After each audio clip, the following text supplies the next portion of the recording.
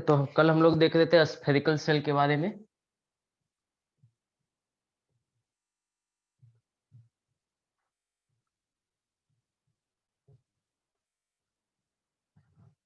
ठीक है, तो इसमें हम लोग देखे हुप स्ट्रेस जो आता है,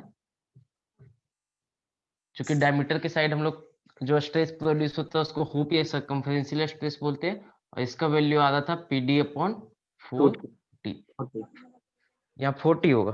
ठीक है, अब देखो जिस तरह लॉन्गिट्यूडनल में हमारा क्या होता, सिलेंडर के केस में क्या होता था, सिलेंडर एक अगर हमारा था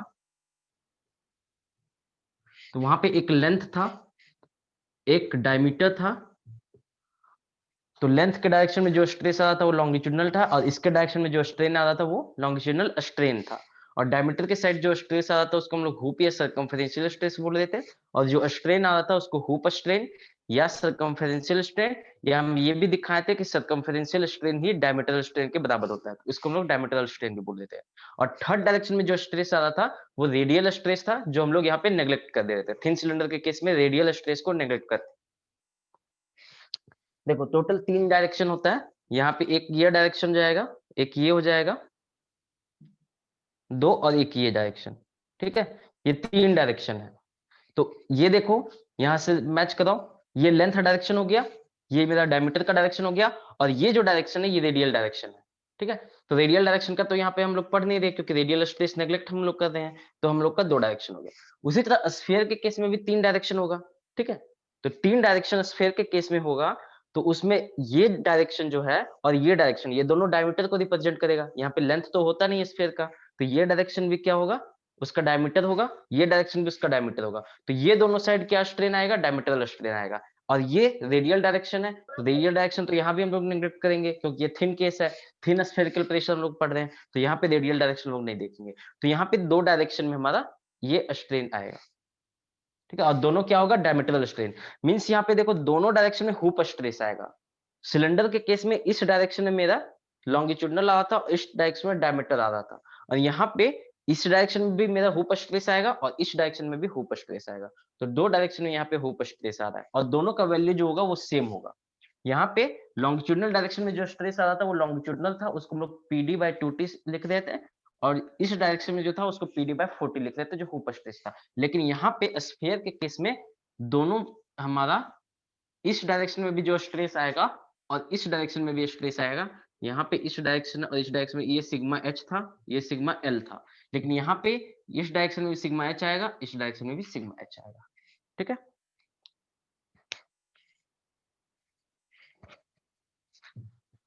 तो हम लोग अब देखते हैं स्ट्रेन के बारे में।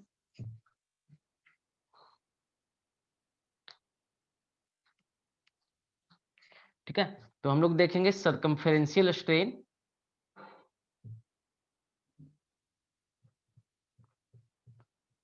सर्कम्फेरेंशियल स्ट्रेन, या इसी को हम लोग बोलते हैं डायमीटरल स्ट्रेन।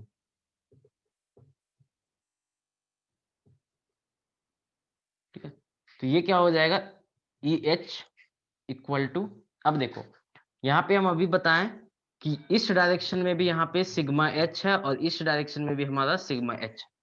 ठीक है, तो क्या हो जाएगा, हमें कोई भी डायरेक्शन में अगर हम काउंट करेंगे, तो लेट सपोज हम लोग इस डायरेक्शन में काउंट करते हैं। ठीक है, तो ये क्या हो जाएगा, इस डायरेक्शन में स्ट्रेस क्या है, सिग्मा H अपॉन E। ठीक है, माइनस, चूंकि ये भी टेंसाइल इसलिए माइनस होगा, म्यू टाइम्स इस स्ट्रेस के कारण इधर जो स्ट्रेन आएगा, तो इस स्ट्रेस के कारण भी यही होगा, सिग्मा H अपॉन E। वहां पे हमारा एक इस डायरेक्शन में सिग्मा L था, इस डायरेक्शन में सिग्मा H था, तो हम लोग इसलिए अगर इस डायरेक्शन निकाले थे sigma L upon E minus mu time sigma H upon E करते थे। लेकिन यहाँ दोनों डायरेक्शन में इक्वल स्ट्रेस आ रहा है, दोनों हुप स्ट्रेस के बराबर है, PD/40, तो यहाँ पे sigma H upon E minus mu time sigma H upon E होगा। ठीक है, अगर हम सिग्मा H अपॉन E को कॉमन ले लेंगे तो ये हो जाएगा 1 माइनस म्यू। अब सिग्मा H का वैल्यू यहाँ पुट कर दो, तो क्या हो जाएगा, PD upon 4TE 1 minus. Clear है, यहाँ पे दोनों डायरेक्शन में सेम स्ट्रेस आ रहा है। ठीक है, अलग अलग नहीं है। अगर हम एक हमारे पास बॉडी है तो इस डायरेक्शन में भी सिग्मा है, मान लेते हैं इस डायरेक्शन में भी 10 का फोर्स स्ट्रेस आ रहा है और इस डायरेक्शन में भी 10 का स्ट्रेस आ रहा है। तो यहाँ पे ऐसा केस है, ठीक है।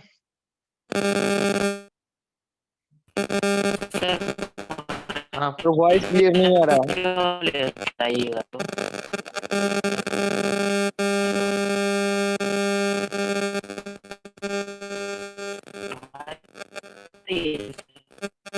किसी को भी वॉइस क्लियर नहीं आ रहा है।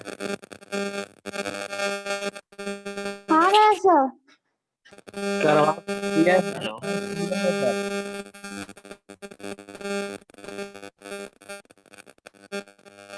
सर वहाँ पे क्यों लेते हैं?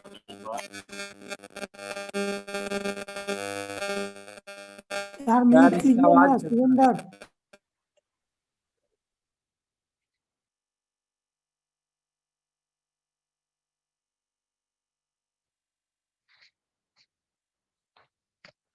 ठीक है, तो यहाँ पे दोनों डायरेक्शन में हमारा सेम स्ट्रेस है सब्जेक्टेड है, इसलिए हम लोग ये वाला फॉर्मूला यूज करते हैं। दोनों में सिग्मा एच आ रहा है, ठीक है, लेकिन एक परपेंडिकुलर डायरेक्शन में, इसलिए म्यू टाइम सिग्मा एच हम लोग लिख रहे हैं। तो ये हमारा हो गया ई एच, या इसी को हम बोल सकते हैं डायमीटर स्ट्रेन। डायमीटर स्ट्रेन क्या होता है? Change in diameter upon original diameter.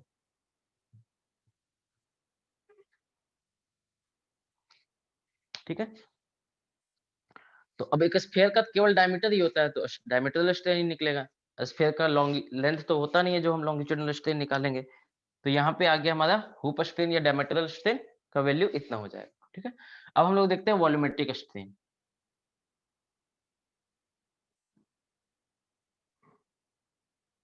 ठीक है, तो वॉल्यूम क्या होता है स्फीयर का?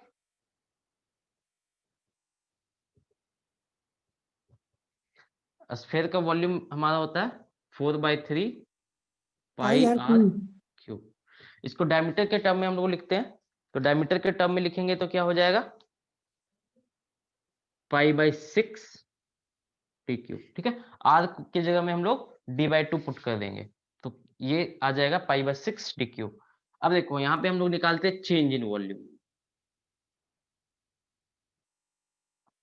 ठीक है, चेंज इन वॉल्यूम क्या हो जाएगा? ये हमारा v हो गया, और ये यहाँ डेल्टा v हो जाएगा। तो चेंज इन वॉल्यूम कैसे निकालेंगे? पाई/6 कांस्टेंट है, और डी डायमीटर चेंज हो रहा है, तो डायमीटर को डिफरेंशिएट कर देंगे हम लोग। तो डायमीटर को डिफरेंशिएट करेंगे तो 3d² डेल्टा डी हो जाएगा। ठीक है, डी क्यूब एक्स क्यूब का डिफरेंशिएशन 3x² होता है। ठीक है, जैसे कि अगर मान लो y इक्वल टू हमारा एक्स क्यूब है। ठीक है, तो y के x के रिस्पेक्ट में डिफरेंशिएट करेंगे तो क्या हो जाएगा?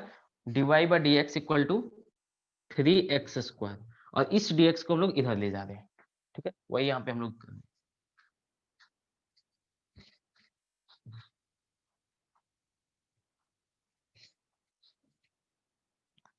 ठीक है, तो अब क्या हो गया? हमें चेंज इन वॉल्यूम पता चल गया और वॉल्यूम पता चल गया। तो अगर वॉल्यूमेट्रिक स्ट्रेन चाहिए, अगर वॉल्यूमेट्रिक स्ट्रेन चाहिए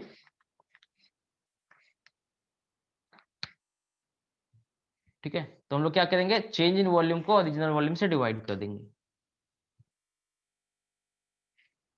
तो ये क्या हो जाएगा?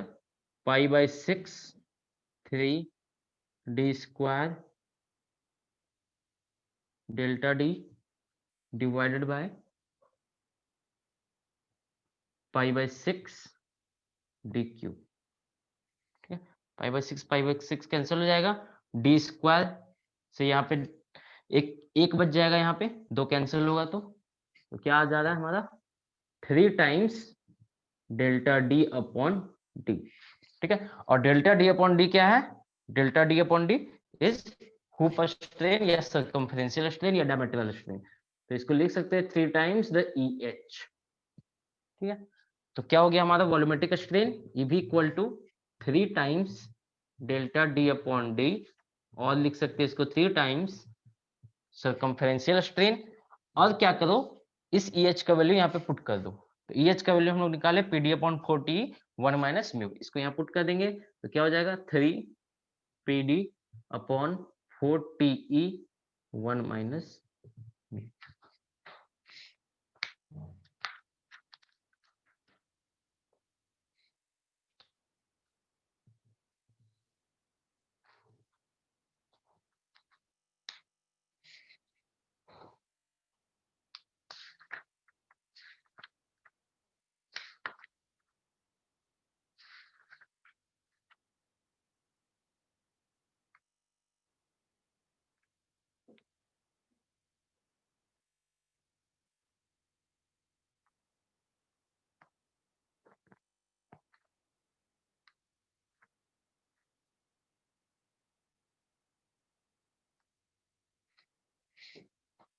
ठीक है।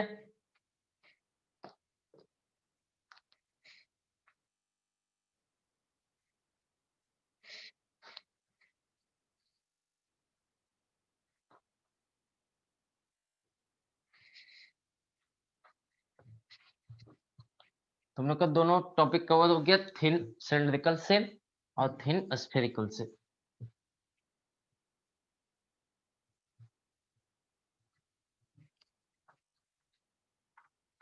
इस पर एक न्यूमेरिकल करते हैं हम लोग।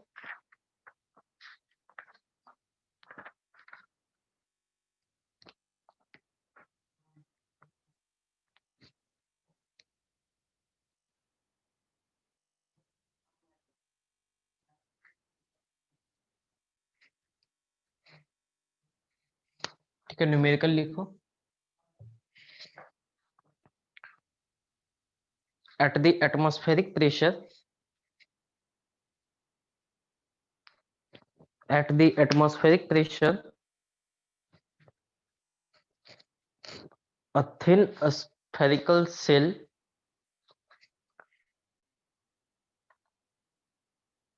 at the atmospheric pressure, a thin cylindrical cell sir spherical has बोले। हाँ स्फेरिकल। देखो क्वेश्चन में हमेशा यहाँ पे प्रॉब्लम क्रिएट होगा अगर ध्यान से नहीं पढ़ोगे तो, क्योंकि हम लोग के दिमाग में एक ही आंसर बैठा रहता है, PD/2T, PD/4T। ठीक है, तो जनरली दिमाग में ये बैठा रहेगा, क्योंकि हम लोग ज्यादातर यूज इसी का करेंगे कहीं भी अगर क्वेश्चन सॉल्व हो, क्योंकि डिजाइन में ये वाला पार्ट यूज किया जाता है। तो दिमाग में हमेशा बैठा रहेगा फॉर्मूला PD/2T, लेकिन क्वेश्चन में ध्यान देना अगर स्फेरिकल सेल है तो ये यूज होगा। तो यहाँ पे बहुत ज्यादा मिस्टेक होता है। ठीक है,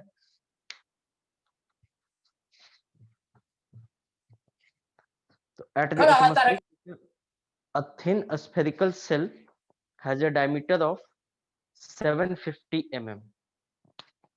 ठीक है, has a diameter of 750 mm and thickness of 8 mm and thickness of 8 mm। Find the stress induced, find the stress induced and change in diameter and volume, find the stress induced and change in diameter and volume when the fluid pressure is increased to, starting से ऐसा find तो sir yes sir static से at the atmospheric pressure, at the atmospheric pressure a thin spherical cell, at the atmospheric pressure a thin spherical cell has a diameter of 750 mm and thickness of 8 mm and thickness of 8 mm। Find the stress induced, find the stress induced and change in diameter and volume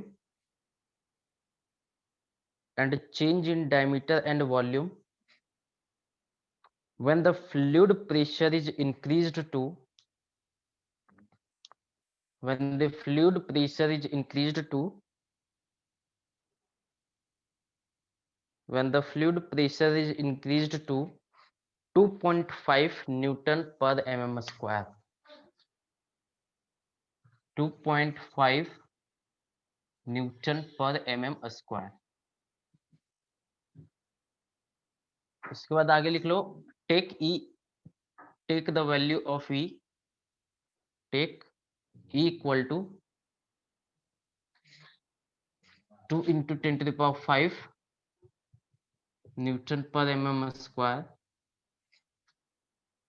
and mu equal to 0.25।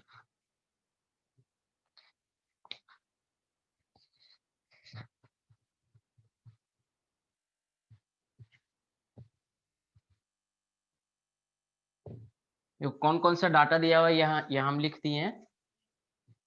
सबसे पहले वो पूछ रहा है stress कितना induce होगा, तो thin spherical shell है तो हमारा जो स्ट्रेस होगा वो केवल एक हुपर स्ट्रेस आएगा, ठीक है। ये यहाँ पे क्वेश्चन को ध्यान से देखना, थिन स्फेरिकल सेल है, ऐसा मत समझ लेना कि ये थिन सिलिंड्रिकल का फॉर्मूला लगा के सिग्मा एच और सिग्मा एल निकाल दो दोनों, ठीक है। ठीक है, ये मिस्टेक नहीं करना, नहीं तो पूरा 0 नंबर कर देगा एग्जाम में, क्योंकि ये क्वेश्चन ही है हमारा थिन स्फेरिकल सेल का। यहाँ के बाद अगर थिन सिलिंड्रिकल का फॉर्मूला लगा दिए फिर तुम्हारा पूरा कैलकुलेशन ही खत्म हो जाएगा, ठीक है। केवल एक ये पार्ट सही आएगा, उसके बाद सिग्मा एल, फिर उसके बाद जो भी स्ट्रेन निकालोगे डायमेट्रल, लॉन्गिट्यूडिनल या फिर चेंज इन वॉल्यूम, सारा तुम्हारा गलत हो जाएगा, ठीक है। तो क्वेश्चन को ध्यान से देखना, थिन स्फेरिकल सेल है तो यहाँ पे केवल हमारा हुप स्ट्रेस जनरेट होगा। तो हुप स्ट्रेस का वैल्यू क्या होगा, यहाँ पे पीडी बाई 40 होता है, ठीक है। ये भी याद रखना, यहाँ पे 40 होता है, सिलिंड्रिकल के केस में यहाँ पे 2t होता है। वैल्यू को पुट करते जाओ, सारा वैल्यू दिया हुआ है, 2.5 into diameter 750 upon 4 into 8,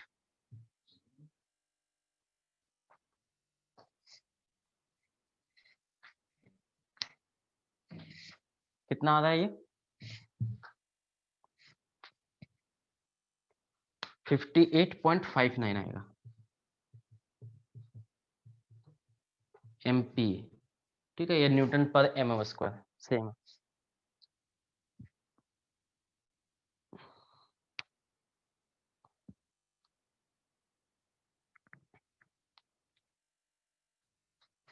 next बोल रहा है चेंज इन डायमीटर निकालने, तो चेंज इन डायमीटर निकालने के लिए हम लोग पहले डायमीटरल स्ट्रेन निकाल लेते हैं, ठीक है।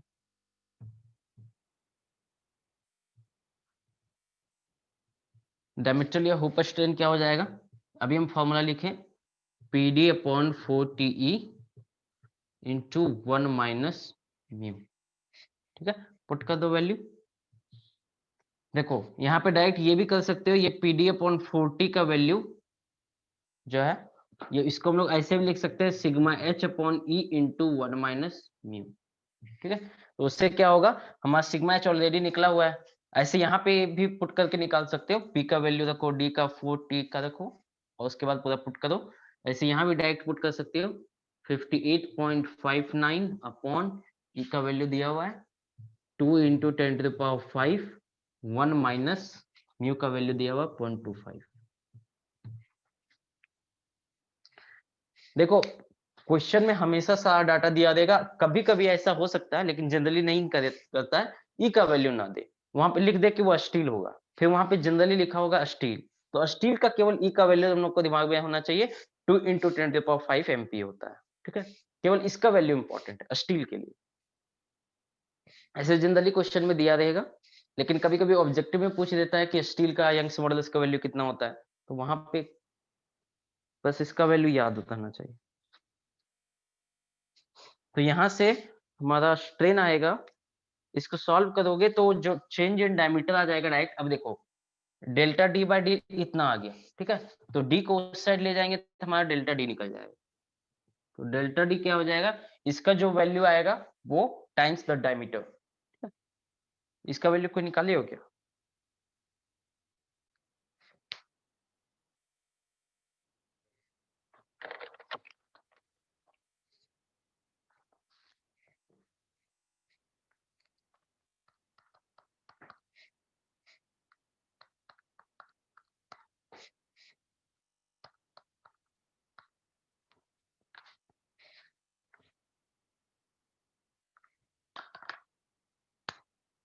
इसका वैल्यू आ रहा है हमारा 2.197 इंटू 10⁻⁻⁴,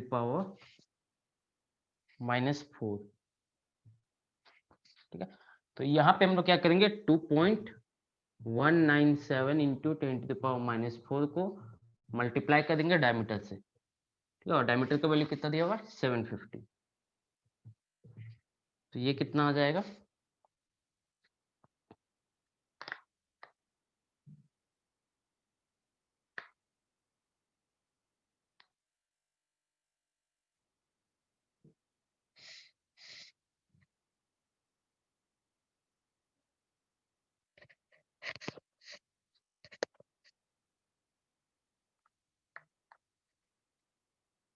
कैलकुलेशन कर रहे हो क्या तुम लोग? कितना आ रहा है? Yes sir, 1647.8.43।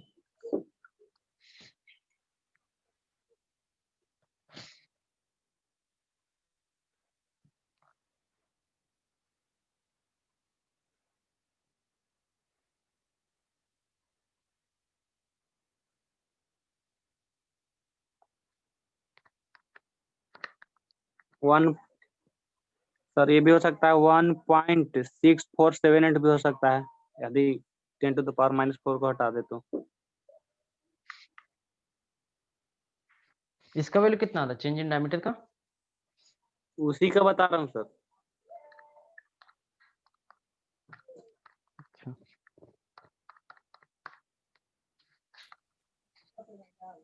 0.1648। Yes sir. अब चेंज इन वॉल्यूम निकालो।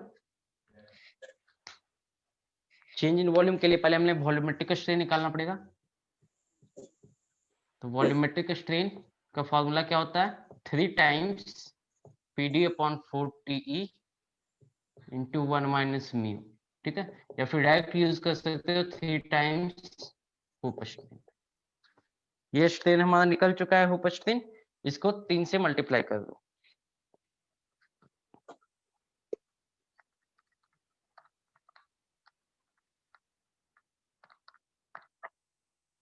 ये आ जाएगा 6.591 इंटू 10⁻⁻4।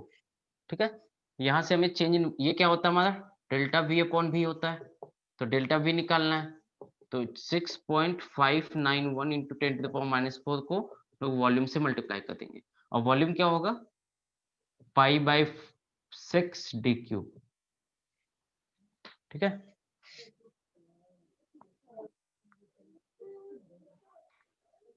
अबे ये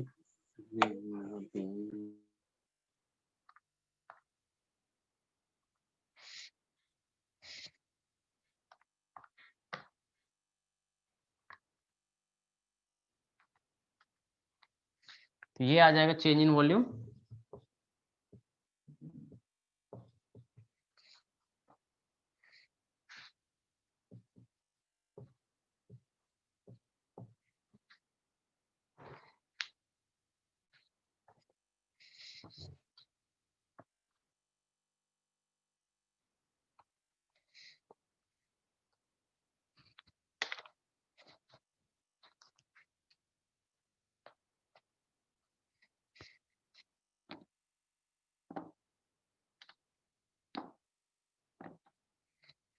हो गया। Yes sir. अब बताओ, अगर इस टॉप चैप्टर में कोई किसी को दिक्कत हुआ हो, कोई भी कंसेप्ट समझने में, तो वो बताओ, हम उसको फिर से थोड़ा समझा देंगे। अगर किसी को दिक्कत हो तो पूछो उससे।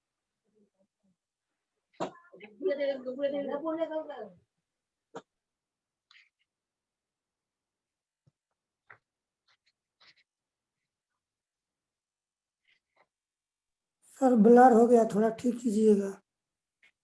हाँ हाँ कर।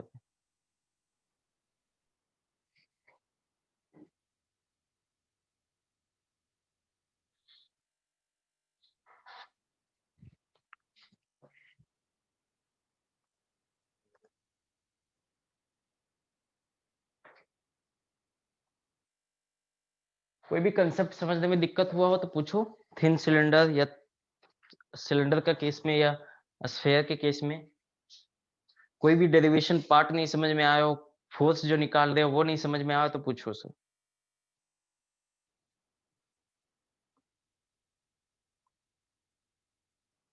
सर स्ट्रेस और लॉन्गिट्यूडिनल स्ट्रेस फिर से बता दीजिए ना। ठीक,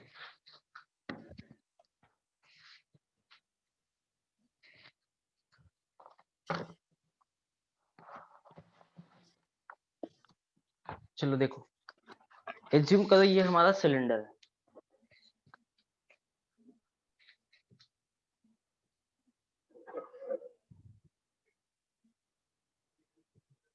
ठीक है, एग्जैक्टली ऐसे।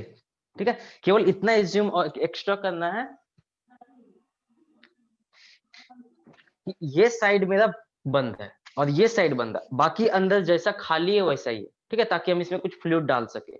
और कुछ फ्लूइड डालेंगे तो उसको स्टोर करने के लिए अगर ऐसे करेंगे तो गिर जाएगा, तो ये एंड केवल क्लोज होगा इस तरह से और ये एंड क्लोज होगा, ठीक है। तो ये हमारा थिन सिलेंडर हो गया।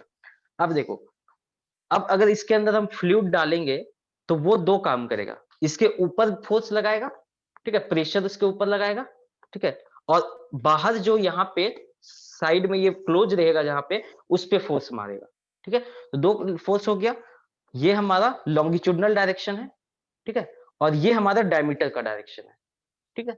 ये हमारा लॉन्गिट्यूडनल डायरेक्शन है क्योंकि देखो इधर लेंथ है, और डायमीटर किस साइड है, डायमीटर मेरा इस साइड है, ठीक है। तो ये हमारा डायमीटर हो जाएगा, देखो यहाँ पे जस्ट ऐसा ही है, ये हमारा डायमीटर हो गया और ये हमारा लेंथ हो गया, ठीक है। ये डायमीटर है, ये लेंथ है। अब जो लेंथ के डायरेक्शन में जो प्रेशर लगाएगा, ठीक है, अगर इधर जो क्लोज एंड है इस पे जो प्रेशर लगाएगा, उसके कारण उसको रेसिस्ट करने के लिए ये मटेरियल स्ट्रेस डेवलप करेगा, ठीक है। उसी को हम लोग बोलते हैं लॉन्गिट्यूडनल स्ट्रेस। और जो ऊपर जो प्रेशर लग रहा है इस डायरेक्शन में, डायमीटर के डायरेक्शन में जो प्रेशर लग रहा है, इसको रेसिस्ट करने के लिए फोर्स, रेसिस्टेंस फोर्स आएगा और उसके कारण स्ट्रेस आएगा, उसको हम लोग बोलेंगे हुप स्ट्रेस, ठीक है। अब देखो थोड़ा एनालाइज करो कि कैसे डेवलपिंग हो रहा है। एज्यूम करो ये सिलेंडर है, ठीक, इसको हम, इसमें स्ट्रेस का एनालिसिस करना है तो हमें उस क्या करना पड़ता है, उस मटेरियल को ब्रेक करना पड़ता है ताकि हम इंटरनल देख सके कहाँ पे स्ट्रेस डेवलप हो रहा है। तो अगर हम, ये मेरा क्लोज एंड है, ठीक है, ये अभी मेरा क्लोज एंड है, ठीक है। तो अगर हम इसमें यहाँ पे फोर्स लग रहा है, मेरा ये जो हाथ है ये समझ लो क्लोज एंड है, ठीक है, इस पे हमारा प्रेशर लग रहा है, फ्लूइड इस पे प्रेशर लगा रहा है, तो इस पे जो प्रेशर लगा रहा है इसके कारण स्ट्रेस जो डेवलप होगा उसको देखने के लिए क्या करो, इस मटेरियल को बीच से काट दो। तो जब काट देंगे तो अंदर तो ये, अब देखो एग्जैक्टली अंदर जो है वो ऐसा दिखेगा। अब यहाँ पे कुछ बंद नहीं है क्योंकि अगर हम बीच में काटेंगे तो यहाँ पे जब काटेंगे अंदर में, तो अंदर में तो कुछ है नहीं, अंदर तो खाली, तो अब एग्जैक्टली ये ऐसा दिखेगा, ठीक है। अब यहाँ पे खाली होगा पूरा, अगर हम बीच में काट देंगे तो, क्योंकि केवल एंड भरा पड़ा है, एंड को हम लोग ढके हैं, अंदर तो खाली है। तो अब अगर हम बीच से इसको काटेंगे तो कुछ ऐसा नजर आएगा, एग्जैक्टली पूरा ऐसा, ठीक है, पूरा तरह से ऐसा नजर आएगा। अब देखो प्रेशर कहाँ लग रहा था, इस चीज पे, ठीक है, ये जो यहाँ बंद था प्रेशर इस पे लग रहा था, तो ये क्या है, ये एक सर्कल है ना, यहाँ पे ये पूरा सर्कल है, एंड में तो ये ढका हुआ है पूरा, तो पूरा ये सर्कल हो गया, ये वाला सर्कल। तो इस सर्कल का एरिया कितना होगा, सर्कल का area pi by 4 pi r d square. Square. Pressure क्या होता है, pressure equal to force upon area होता है, pressure equal to force upon area, हमें चाहिए फोर्स, और ये कितना प्रेशर यहाँ पे लगा रहा है, पी प्रेशर लगा रहा है, ठीक है। तो पी अगर प्रेशर लगा रहा है एरिया, तो एफ क्या हो जाएगा, इक्वल टू प्रेशर जो पी है, और एरिया कितना आ गया, पाई बाय 4 डी स्क्वायर। अब देखो ये प्रेशर क्या करना चाहेगा, ये जो फोर्स है ये क्या करना चाहेगा, इस मटेरियल को तोड़ना चाहेगा, इसलिए इसे हम लोग बोलते हैं बर्स्टिंग फोर्स। बर्स्टिंग मतलब कि बर्स्ट कर जाना, वो चकनाचूर हो जाएगा, टूट जाएगा, इसलिए हम लोग, ये चूंकि प्रेशर उसको तोड़ना चाहेगा, इसलिए हम लोग इसे बोलते हैं बर्स्टिंग फोर्स, ठीक है। अब देखो रेसिस्टेंस कहां पे आ रहा है, ठीक? तो जब हमें हम इसको बीच में काट दिए, बीच जगह में इसको ब्रेक कर दिए, तो क्या हुआ कि हमारा अब जो सेक्शन दिखेगा वो बिल्कुल ऐसा दिखेगा, यहाँ पे अब कुछ ढका हुआ नहीं रहेगा, क्योंकि देखो अंदर से कोई सेक्शन हम काट ब्रेक करेंगे तो वो क्या दिखेगा, कैसा दिखेगा, बिल्कुल ऐसा दिखेगा, ठीक है। तो अब अगर इस डायरेक्शन में कोई प्रेशर फोर्स आ रहा है, यहाँ पे कोई प्रेशर फोर्स आ रहा है, तो जो काटे हम पार्ट को, ठीक है, वो क्या करेगा, अगर हम इसको यहां से काट देंगे तो यहाँ का सेक्शन कैसा नजर आएगा, देखो ये हमारा क्लोज एंड है, ये बंद पार्ट है, और यहाँ पे जो पार्ट है, ये जो पार्ट है ये हमारा बिल्कुल देखो ऐसा वाला, ठीक है, ये इसका थिकनेस है, वही हम यहाँ पे थिकनेस दिखा रहे हैं, और ये जो हैच्ड एरिया हम नजर दिखा रहे हैं, ये बिल्कुल ये वाला एरिया है, ठीक है, केवल ये वाला पार्ट, केवल इतना पार्ट। तो इतना पार्ट का अगर एरिया चाहिए, ये वाला पार्ट का, देखते जाना एकदम अच्छे से देखना, केवल ये पार्ट का एरिया चाहिए जो रेसिस्ट कर रहा है, क्योंकि मटेरियल ही रेसिस्ट करेगा ना, ये खाली पार्ट तो रेसिस्ट करेगा नहीं फोर्स को, जो प्रेशर इस पे लग रहा है उसको केवल ये पार्ट रेसिस्ट करेगा। अब इस पार्ट का केवल एरिया चाहिए जो बाहर में हमारे इतना मोटाई के साथ घुमा हुआ है, इसका एरिया चाहिए। एक काम करो, ये क्या है, इसका थिकनेस है, और ये क्या होगा, पाई इंटू डी, ठीक है, इसको खोल दो, क्या बन गया, रेक्टेंगल बन गया, ठीक है। अब अगर हमें यही एरिया निकाल रहे थे ना, यही वाला एरिया चाहिए ना, इसको अगर हम सर्कल बना देंगे तो ये सर्कल जब बन गया तो ये हमारा ये एरिया बन गया, लेकिन इसी को जब हम लोग खोल देंगे तो क्या हो गया, ये एक रेक्टेंगल बन गया। अब एरिया निकालना है तो ये कितना था मेरा, पाई डी। अगर एक पाई डी। गोल चीज को हम खोलेंगे तो ये कितना हो गया, पाई डी। और ये कितना है, थिकनेस, टी। ठीक है, जो टी है। तो क्या हो गया एरिया, रेसिस्टिंग एरिया हो गया पाई डी इंटू टी।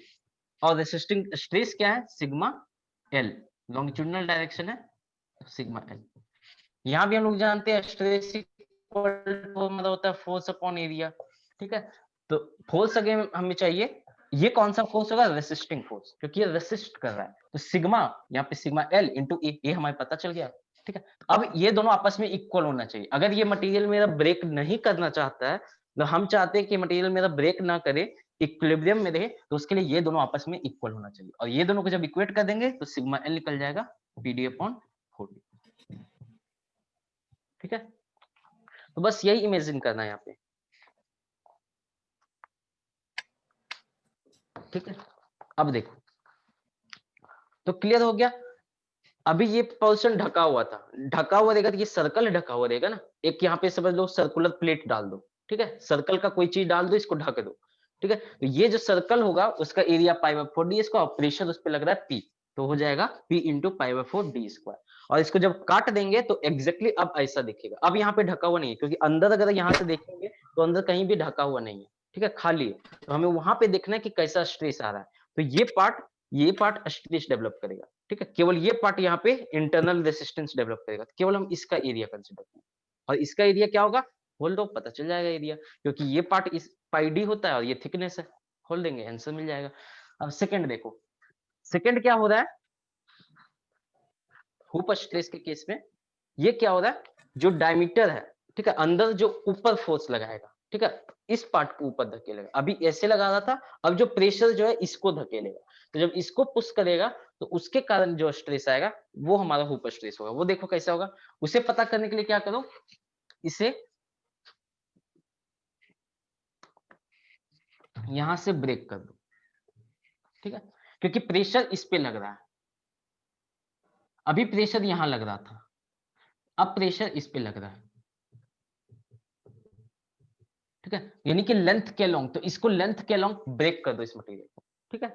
तो अगर हम लेंथ के अलोंग ब्रेक कर देंगे, देखो कुछ कैसा दिखेगा। फिर आधा पोर्शन हम कंसिडर करें, ठीक है। देखो ये पूरा सिलेंडर था, ठीक है, इतना पूरा सिलेंडर था। जब इसको हम आधा से काट देंगे तो आधा पार्ट ऐसा नजर आएगा, ठीक है, आधा पार्ट हमारा ऐसा नजर आएगा। और बाकी जो रिमेनिंग पार्ट होगा, बाकी जो रिमेनिंग पार्ट होगा वो इस साइड होगा, ठीक है। तो हम आधा से काट दिए इसको, या फिर ऐसे काटो, इस सेक्शन में काटो, या फिर ऐसे काटो, सेम चीज है, ठीक है। अदरवाइज ऐसे नजर आएगा और एक ऊपर नजर आएगा, ठीक है। ये आधा पार्ट हो गया। अब इस आधे पार्ट को देखो, ठीक है, प्रेशर कहां पे लग रहा है, पूरा इस पोर्शन पे। प्रेशर मेरा इस पोर्शन पे पूरा लग रहा है, ठीक। देखो इस पोर्शन पे प्रेशर पूरा आ रहा है, बिल्कुल ऐसे। देखो प्रेशर ऐसे अप्लाई हो रहा है ना, यहाँ मारेगा क्योंकि अंदर फ्लूइड है, अंदर ये इस वॉल को ऐसे मारेगा, इस पे प्रेशर, ठीक है। तो ये प्रेशर कहाँ पे मार रहा है, देखो यहां से पूरा इस जगह तक मार, ठीक है। तो हमें यानी इसका एरिया चाहिए, प्रेशर जो लगा रहा है वो किस एरिया पे लग रहा है, इस टोटल एरिया पे। और ये टोटल एरिया अगर हमें पता करना हो तो उसके लिए क्या है, देखो ये वाला एरिया, ये एरिया क्या हो जाएगा, इस पोर्शन पे प्रेशर आ रहा है, ठीक है। इस पोर्शन पे जो प्रेशर आएगा ये निकालने के लिए हम लोग क्या करेंगे, ये हमारा क्या है, एल है, लेंथ है सिलेंडर का, ठीक है। और ये देखो डायमीटर है पूरा, इसको ऐसे खोल दो, ओपन कर दो, तो ये क्या हो गया, ये लेंथ हो गया और ये डायमीटर हो गया, ठीक है, यही है ना। अगर हम ऐसे इसको काट दिए, ब्रेक कर दिए, तो ये पार्ट क्या है, इसका डायमीटर है और ये पार्ट इसका लेंथ है। तो यहाँ पे क्या हो जाएगा, जब हम लोग इसे ब्रेक करेंगे तो प्रेशर कहाँ पे लग रहा है, एल इंटू डी पे, ठीक है।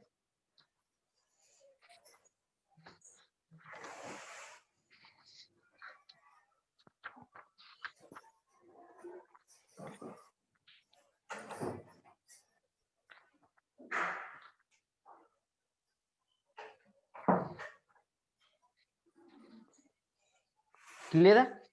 अब देखो यहाँ प्रेशर इस ऐसे पूरा इस एरिया पे लगा, इसी तरह हाफ पार्ट इधर है, हम उस हाफ पार्ट को भी कंसीडर नहीं कर रहे, केवल इस हाफ पार्ट को देखो, तो यहाँ पे इस पूरे जगह पे प्रेशर अप्लाई होगा, ठीक है, इस पूरे सेक्शन वो पे, हार्स ऑफ मीट हो जाइए।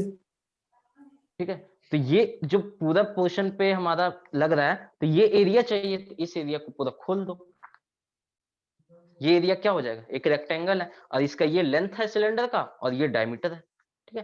तो लेंथ इंटू डायमीटर हो जाएगा प्रेशर के साथ। अब रेसिस्ट कौन कर रहा है इसको, देखो ऐसे सिलेंडर है, रेसिस्ट करेगा ये वाला पार्ट, ये वाला और ये वाला, ऐसे अगर ऐसे प्रेशर लग रहा है तो ये ऐसे रेसिस्ट करेगा, रेसिस्टिंग फोर्स ऐसे आएगा यहाँ पे, तो ये रेसिस्टिंग फोर्स कितना होगा, यानी इतना एरिया रेसिस्ट कर रहा है, और ये कितना है लेंथ, और ये इसका थिकनेस हो गया, मटेरियल का थिकनेस, ठीक है। तो लेंथ इनटू थिकनेस, लेकिन हाफ पार्ट इधर है और हाफ पार्ट इधर है, दोनों पार्ट रेसिस्ट करेगा, ये तो हम हाफ ही पार्ट कंसीडर कर रहे हैं ना, तो यहाँ पे हमारा 2 टाइम्स हुआ, ठीक है, और ये हो जाएगा सिग्मा एच, दोनों का भी क्विट कर देंगे, निकल जाएगा, ठीक है। तो एक हम लोग ऐसे ब्रेक कर रहे हैं और एक मटेरियल इस डायरेक्शन में ब्रेक हो रहा है, क्लियर है? Yes sir. ठीक है, खुद से एक दो बार देखना ट्राई करके कॉपी में ही, तब क्लियर होते जाएगा।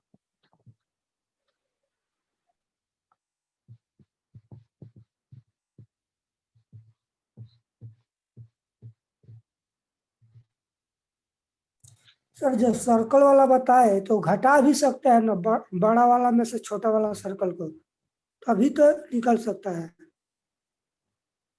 नहीं बाबू, जब हम लोग ये काम करेंगे जो तुम बोल रहे हो, पाई बाय 4 डी, बड़ा वाला सर्कल मान लेते हैं डी है, D square minus D square, तुम ये बोल रहे हो, ये क्रॉस सेक्शन का एरिया देगा, हमें क्रॉस सेक्शन का एरिया नहीं चाहिए,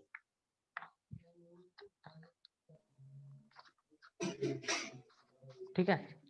ये जब हम लोग इसको ब्रेक कर रहे हैं तो केवल इतना पार्ट का एरिया चाहिए, और यहाँ पे हमारा ये जो पार्ट होगा ये थिकनेस से रिलेटेड है, और ये पाई डी है, ठीक है, ये पेरिफेरी है, हमें क्रॉस सेक्शन नहीं, क्रॉस सेक्शन कब ले सकते हैं, जब यहाँ मटेरियल भरा हुआ रहता तब, ठीक है। यहाँ पे अगर ये क्रॉस सेक्शन एरिया देता है, पाई बाय 4 डी स्क्वायर जो होता है ये क्रॉस सेक्शन का एरिया देता है, बट हमें क्रॉस सेक्शन का नहीं चाहिए, केवल इस पार्ट का एरिया चाहिए, ठीक है। इस पार्ट का एरिया क्या होगा, पाई डी, ये पेरिफेरी हो गया, और टाइम्स द थिकनेस, ओके ठीक है। अगर क्रॉस सेक्शन का एरिया चाहिए रहेगा तब हम लोग ये वाला फॉर्मूला यूज करते हैं, और ये वाला फॉर्मूला देखो, सेकंड चीज, ये वाला फॉर्मूला हम लोग तब यूज करते हैं जब हमारा सिलेंडर थिक होगा तो, ठीक है। थिन सिलेंडर के केस में हम लोग ये फॉर्मूला यूज नहीं करते, हमारा थिन सिलेंडर के केस में हम लोग थिकनेस को लेके वहां पे स्टडी करते हैं, ठीक है। वहां पे पाई डी टी होगा, क्योंकि ये थिकनेस काफी कम होता है, यहाँ पे हमारा ये रिलेशन तब अप्लाई होगा जब हमारा सिलेंडर थिक होगा, ठीक है, अगर कुछ ऐसा सिलेंडर होगा, ठीक है, इसका थिकनेस बहुत ज्यादा होगा, लेकिन यहाँ पे जो सिलेंडर है हमारा, ये समझ लो बहुत ही थिकनेस बहुत ही छोटा है, बहुत छोटा, ये हम इतना दिखा रहे हैं, लेकिन बहुत ही पतला होता है।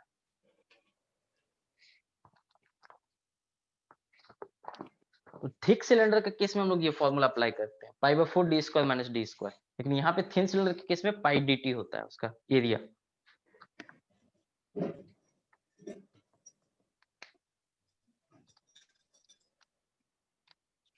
सर केवल स्फेरिकल बॉडी के लिए होता है PD बाई 40।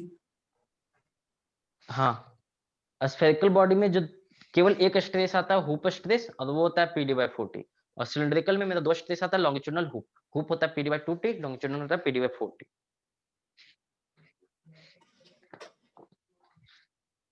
ठीक है।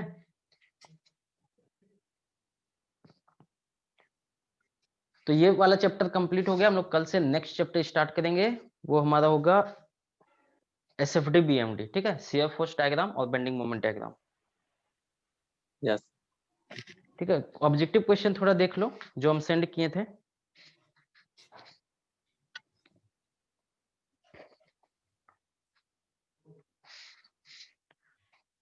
ठीक है। पहला क्वेश्चन हमारा है, strain is defined as the ratio, strain कैसे डिफाइन होता है, तो स्ट्रेन का डेफिनेशन हम क्या लिखवाए थे, change in configuration to the original configuration, और कॉन्फ़िगरेशन क्या हो सकता है, डायमीटर भी हो सकता है, लेंथ भी हो ले- सकता है, वॉल्यूम भी हो सकता है, क्रॉस सेक्शनल एरिया भी हो सकता है, कुछ भी हो सकता है, ठीक है।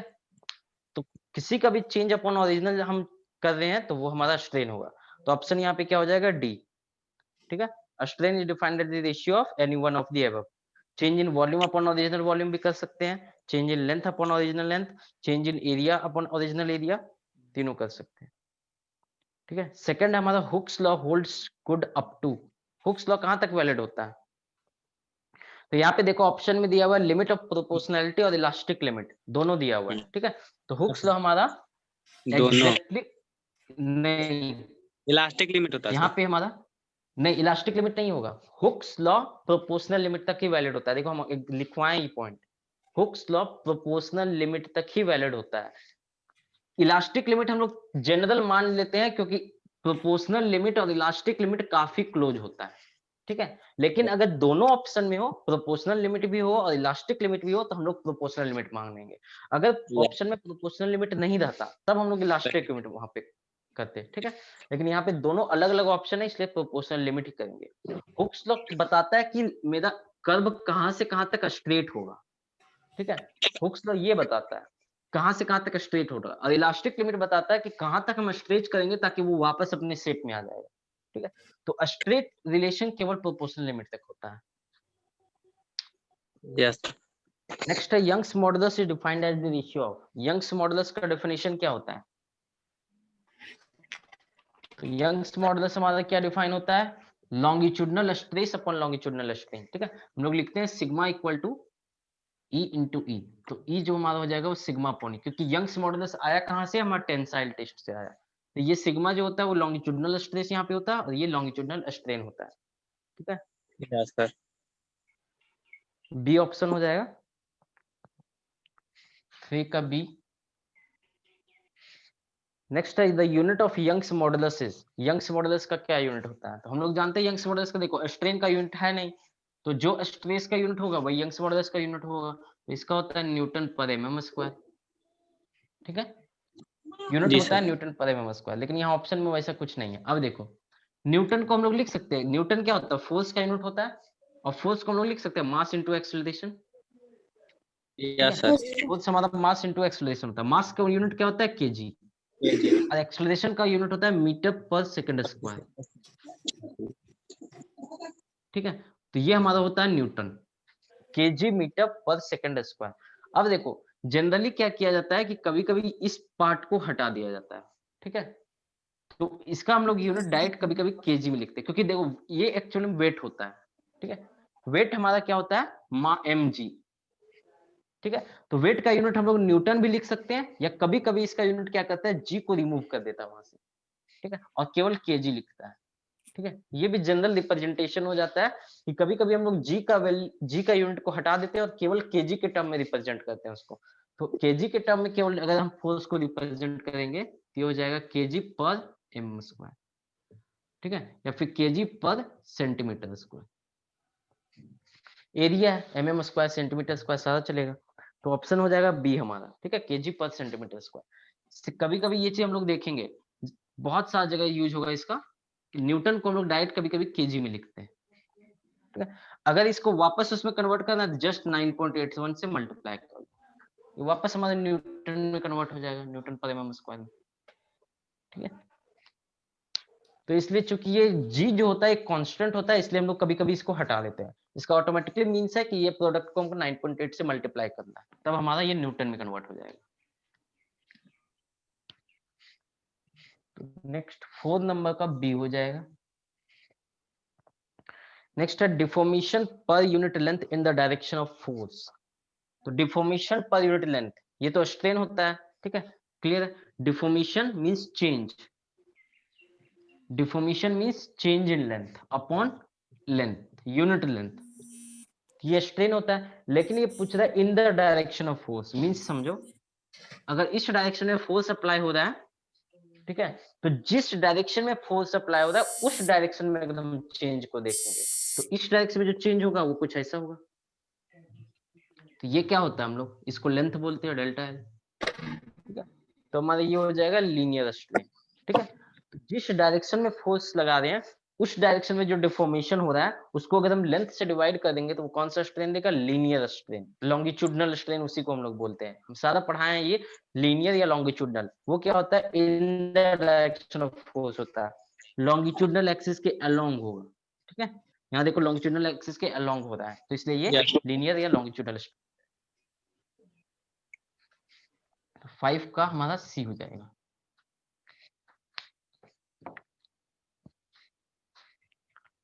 If equal and opposite forces applied to a body tend to elongate it, the stress so produced is called। मतलब क्या बोल रहा है, इक्वल एंड अपोजिट फोर्सेस। ये देखो, ये अगर 10 है तो ये भी 10 होगा। ठीक है, इक्वल और opposite forces applied to a body tend to elongate it. ये क्या करना चाह रहा है, खींचना चाह रहा है, लंबा करना चाह रहा है। वही ऐसे एक दूसरा होगा, ये इसको छोटा करना चाहेगा। तो ये यहाँ पे इसकी बात कर रहा है। ठीक है, जब ये वाला केस आता है इसको लोग कौन सा लोड बोलते हैं, टेंसाइल लोड। और जब टेंसाइल लोड आता है तो कौन सा स्ट्रेस आएगा, टेंसाइल स्ट्रेस आएगा। ठीक है, देखो यही इसमें इंपॉर्टेंट है, इसमें टर्म्स को समझना, लैंग्वेज जो होता है ना उसको पकड़ना बहुत जरूरी है। एक एक चीज वो क्या बोल रहा है जब तक वो नहीं क्लियर होगा तब तक, तो इसके लिए बेसिक जरूरी था। ठीक है, अगर बेसिक तुम्हें पता नहीं रहेगा क्या क्या लोड होता है, कितने टाइप का लोड होता है, किस लोड से कौन सा स्ट्रेस आता है और कौन से स्ट्रेस से कौन सा स्ट्रेन आता है, ये सब जब तुम्हारा क्लियर नहीं रहेगा तो ये सब के क्वेश्चन में तुम लैंग्वेज में कंफ्यूज कर जाओगे कि ये बोल क्या रहा है। ठीक है, टर्म कोई नहीं समझ पाओगे, equal and opposite forces applied to a body tend to elongate it, इसका मीनिंग ही नहीं क्लियर हो पाएगा फिर। ठीक है, नेक्स्ट बोल रहे the material having same elastic property in all direction. सभी डायरेक्शन में सेम इलास्टिक प्रॉपर्टी होगा तो उसे हम लोग आइसोट्रोपिक मटेरियल बोलते हैं। नेक्स्ट है मॉड्यूलस ऑफ रिजिडिटी, क्या डिफाइन होता है। मॉड्यूलस ऑफ रिजिडिटी क्या होता है, shear stress upon shear strain. ठीक है, shear stress upon shear strain, modulus of rigidity, ये हमारा जी होता है। ई हम लोग डिफाइन किए अभी, longitudinal stress upon longitudinal strain.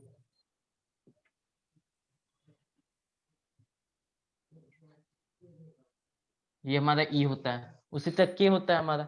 ठीक है, volumetric stress upon volumetric strain हो जाएगा के। ठीक है, तो बी ऑप्शन हमारा हो जाएगा मॉडुलस ऑफ बल्क मॉडुलस का। ठीक है, और देखो इस क्वेश्चन को थोड़ा ध्यान से देखो, modulus of rigidity defined as the ratio of, पहला ऑप्शन किसका होगा, यंग्स मॉडुलस। सेकंड ऑप्शन किसका होगा, बल्क मॉडुलस। थर्ड ऑप्शन किसका होगा, थर्ड ऑप्शन रॉन्ग है, यहाँ पे कुछ नहीं होगा उसका। और डी है हमारा ये मॉडुलस ऑफ रिजिडिटी। अब देखो 9 नंबर क्वेश्चन, ये क्वेश्चन हम देखो जब हम पढ़ा देते उस टाइम बहुत अच्छे से बताए थे कि ये क्वेश्चन यंग्स मॉडुलस के बारे में पढ़ा देते तो। ठीक है, क्या बोल रहा है, if the radius of wire stretched by load is doubled then its Young's modulus will be. तो देखो यंग्स मॉडुलस मटेरियल का प्रॉपर्टी होता है। अगर स्टील की बात करें तो स्टील का इसका वैल्यू होता है 2 × 10⁵। ये वैल्यू कभी चेंज नहीं होगा। इसको डायमेंशन से कोई मतलब नहीं है कि हम वायर का रेडियस चेंज कर दे या फिर कुछ भी कर दे। अगर एक स्टील हम इतना लंबा एक स्टील लें या फिर इतना बड़ा एक स्टील लें, इन दोनों का यंग्स मॉडुलस जो होगा वो सेम होगा। ठीक है, यंग्स मॉडुलस प्रॉपर्टी है मटेरियल का। और कोई भी प्रॉपर्टी जैसे मेल्टिंग टेम्परेचर, अब मेल्टिंग टेम्परेचर इतना बड़ा स्टील, इतना बड़ा आयरन का एक पार्ट ले या फिर इतना बड़ा आयरन का पार्ट ले, दोनों तो 1539 पे ही मेल्ट करेगा। ऐसा तो है नहीं कि ये छोटा हो गया तो ये हमारा 220 डिग्री पे ही मेल्ट कर जाएगा और ये हमारा 1539 पे मेल्ट करेगा, ऐसा तो होता नहीं है। ठीक है, मेल्टिंग टेम्परेचर ये प्रॉपर्टी है मटेरियल का, तो वो छोटा सा पार्ट ले या बड़ा पार्ट ले ये हमारा सेम होगा, 1539 पे ही मेल्ट करेगा वो। उसी तरह से ई भी प्रॉपर्टी होता है मटेरियल का, और जो प्रॉपर्टी होता है वो किसी डायमेंशन पे डिपेंड नहीं करता है, तो इसका वैल्यू यहाँ पे सेम रह जाएगा। ठीक है, तो क्या हो जाएगा, रिमेन अनअफेक्टेड, कोई भी इफेक्ट नहीं पड़ेगा। ठीक है, नेक्स्ट है tensile strength of material is obtained by dividing the maximum load during the test by the. तो हमें अगर स्ट्रेंथ पता करना है तो स्ट्रेंथ क्या होता है, लोड अपॉन एरिया। ठीक है, और एरिया हम लोग जब भी डिवाइड करते हैं ओरिजिनल एरिया से डिवाइड करते हैं। ठीक है, क्योंकि यहाँ पे हम लोग ओरिजिनल एरिया लेते हैं उसका, मटेरियल का। ठीक है, क्योंकि स्ट्रेस अभी तुम लोग जितना भी स्ट्रेस कैलकुलेशन कर रहे हो वहां पे देखते हो लोड अपॉन एरिया डिवाइड कर देते हैं। इसका एक क्वेश्चन भी हम करवाए थे जब हम इलोंगेशन पढ़ा देते उस टाइम, टेंसाइल टेस्ट का एक लंबा सा क्वेश्चन करवाए थे उसमें, लेकिन शायद एक दो ही बच्चा था, तो वो वाला क्वेश्चन देखना, वहां पे हम स्ट्रेंथ निकाले हैं, अल्टीमेट टेंसाइल स्ट्रेंथ। तो वहां पे जो हम फॉर्मूला यूज किए वो लोड अपॉन ओरिजिनल एरिया, वहां पे दो एरिया दिया हुआ था, एक ओरिजिनल एरिया दिया हुआ था और एक नेक एरिया दिया हुआ था उस न्यूमेरिकल में। नेक एरिया मींस जब वो फ्रैक्चर कर रहा है, ठीक है। एक्चुअली जो फ्रैक्चर करता है तो कैसे होगा, ये अगर मेरा कोई पार्ट है, ठीक है, ये अगर जब हम इसमें टेंसाइल लोड लगाएंगे और इसको लगा के तोड़ेंगे तो कैसा टूटेगा, ये इस शेप का टूटेगा, इस शेप में टूटेगा, ठीक है। तो यहाँ पे देखो क्या था, यहाँ पे ये ओरिजिनल एरिया था, लेकिन यहाँ पे एरिया देखो कितना कम हो गया इसका, तो इसको हम लोग बोलते हैं नेक एरिया, या फिर at the time of fracture, जब हमारा फ्रैक्चर हो रहा है मटेरियल उस टाइम कितना उसका एरिया है, उसको हम लोग बोलते हैं नेक एरिया, ठीक है। और ये हमारा ओरिजिनल एरिया होता है। तो जब भी हम लोग स्ट्रेंथ निकालते हैं हम लोग लोड अपॉन ओरिजिनल एरिया करते हैं, ठीक है। तो ओरिजिनल एरिया करते हैं, ये न्यूमेरिकल एक हम इसका करवाए थे, ठीक है। तो वहां पे ओरिजिनल एरिया से हम लोग डिवाइड करते हैं, तो 10 का हमारा बी हो जाएगा, ठीक है।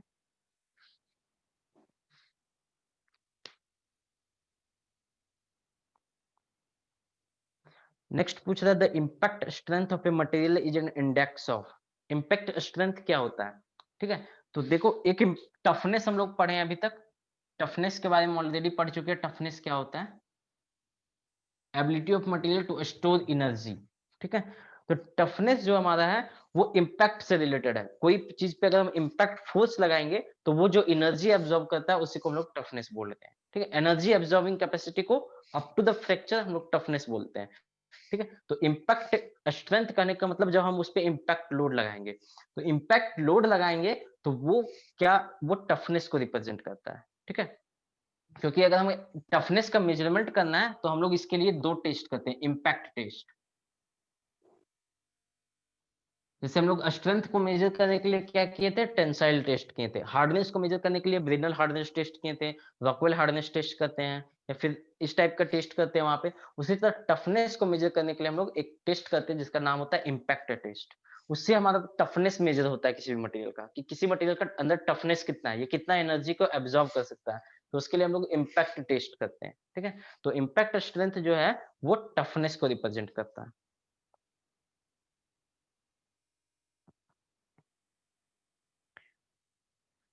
क्लियर, समझ में आ रहा है ना, कोई दिक्कत तो नहीं हो रहा है, कोई कंसेप्ट समझने में। नो सर देखो सही है। स्ट्रेंथ ऑफ मटेरियल का ऐसा ही क्वेश्चन आता है, ऑब्जेक्टिव क्वेश्चन भी बनेगा, बिल्कुल यही सब क्वेश्चन उसमें भी आएगा। तो इसका क्वेश्चन ऐसा नहीं है कि डायरेक्ट टू फॉरवर्ड मिल जाएगा कि हाँ हम लोग ये पढ़े हैं तो यही आ जाएगा। इसका क्वेश्चन को समझना पड़ेगा पहले कि ये बोल क्या रहा है। सारा पढ़ा हुआ है, हम सारा चीज पढ़ाए हैं, लेकिन सारा जो पढ़ाए हैं वो एग्जैक्टली वैसा नहीं आएगा, ठीक है। यहाँ पे तुम्हारा खुद लैंग्वेज इसका मेन है, लैंग्वेज कंफ्यूज बहुत करेगा, ठीक है, कि लैंग्वेज बोल क्या रहा है ये नहीं समझ में आएगा। तो ये प्रैक्टिस पे तुम्हारा जब कंसेप्ट क्लियर रहेगा, नोट्स को बेसिक जब अच्छे से क्लियर कर लोगे तो ये सब क्वेश्चन का लैंग्वेज समझ में आएगा, जब लैंग्वेज समझ में आएगा तब आंसर इसका मिलेगा।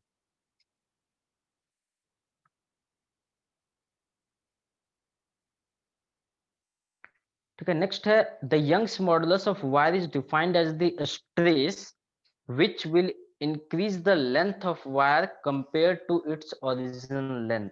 देखो ये सारा हम जब क्लास ले रहे थे उस टाइम हम डिस्कस भी करवाए, ठीक है, और लिखवाए भी, और उस वक्त अच्छे से समझाए थे, लेकिन यहाँ पे तो हम लोग कुछ लैंग्वेज समझ में आया। ये क्वेश्चन कौन कौन किया है बताओ तो, 12 नंबर क्वेश्चन कोई किया है?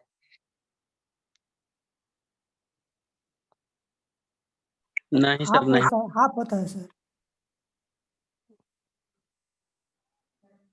चलो ठीक है, देखते हैं क्या होता है।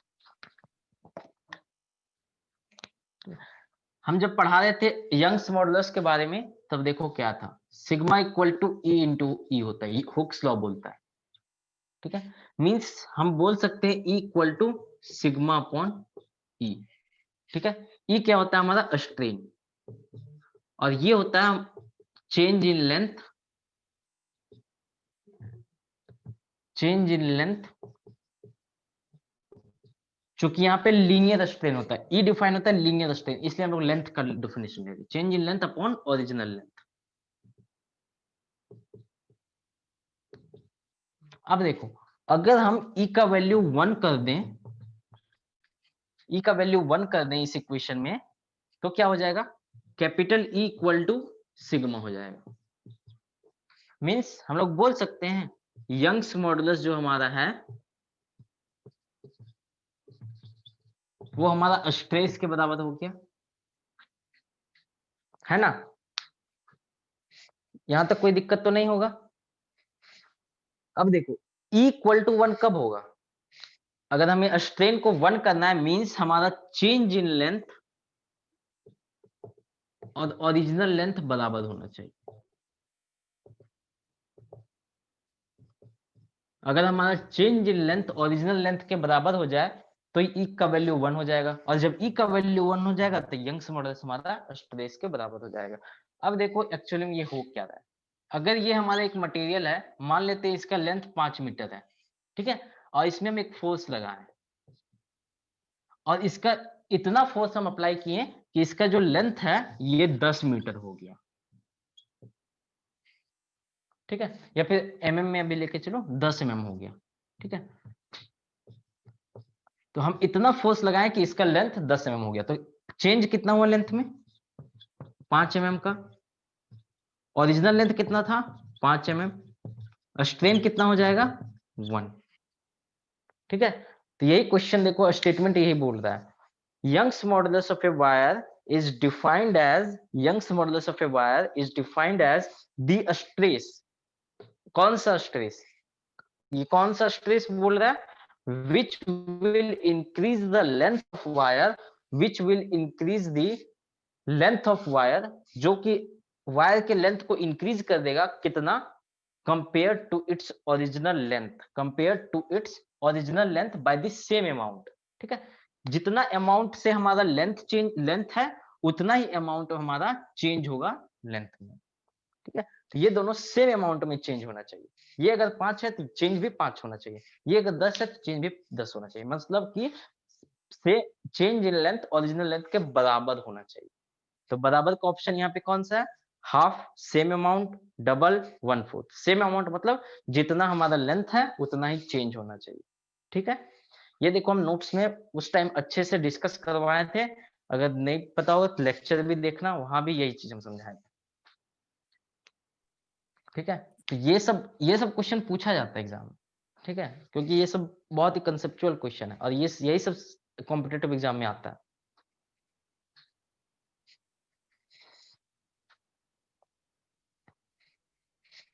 सर सेम अमाउंट होगा ना, हाँ सेम अमाउंट होगा, मतलब चेंज सेम अमाउंट मतलब कि जितना लेंथ हमारा हो रहा है उतना ही चेंज होना चाहिए लेंथ।